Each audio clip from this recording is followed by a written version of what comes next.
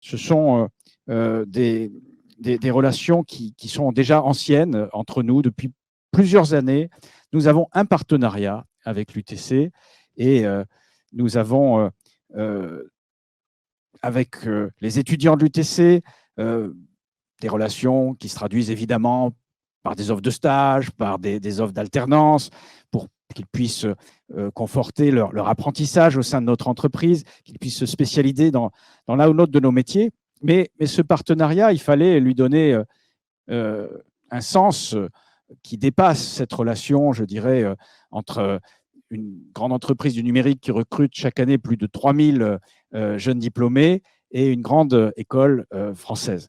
Et cette chaire, pour Soprasteria, cette chaire, elle va vraiment renforcer notre relation avec les chercheurs, avec les doctorants, nous permettre d'avoir un éclairage prospectif, mais aussi de créer ce lien entre le monde de la recherche, le monde de l'industrie, le monde du numérique que nous représentons aussi.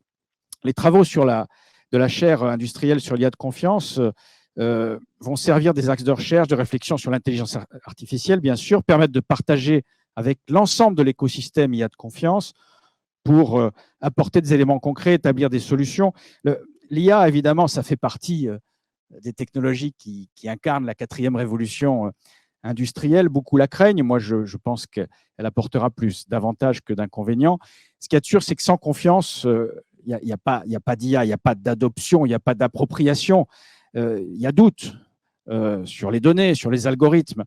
Nous sommes convaincus, nos clients aussi, que la confiance est la clé de l'adoption de l'intelligence artificielle, tant dans le monde économique qu'au niveau sociétal. Moi, j'ai sorti un petit bouquin là, il y a quelques mois, dont vous trouverez quelques exemplaires là, sur les nouveaux chemins de la croissance. Et ce petit bouquin, je le commence en disant que un des enjeux dans notre pays majeur, si l'on veut aborder les grands défis que sont la transition énergétique, les questions de souveraineté, d'autonomie stratégique française et européenne, les questions de réindustrialisation, il faut d'abord commencer par réconcilier les Français, nos concitoyens, avec le progrès scientifique et technique.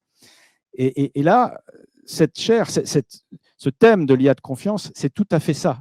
C'est comment donner confiance à nos concitoyens dans des algorithmes, des Parcoursup, par exemple, des systèmes qui leur apparaissent opaques et qui pourraient entretenir chez eux un sentiment de doute, de méfiance par rapport au progrès.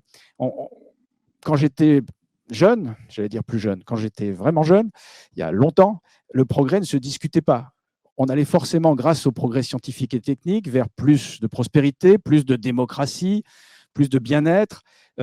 C'était une droite comme ça qui montait et qui avait un sens bien défini. Le sens de l'histoire, c'était le progrès scientifique et technique. Aujourd'hui, après une série de scandales parfois, d'éloignement de nos concitoyens avec le monde de la science, de la technique, il faut regagner. Il faut que le progrès scientifique technique, il faut que les ingénieurs, il faut que les chercheurs, les docteurs regagnent auprès du grand public une forme de légitimité qui a été un peu perdue. On l'a vu au début de la crise sanitaire, quand nos concitoyens ont mis tant de temps à se dire finalement le vaccin, on n'est pas que 30% ou 40% à vouloir l'adopter, mais finalement, on est de plus en plus nombreux et c'est ça qui va nous sortir de la crise. Mais c'est vrai dans plein de domaines.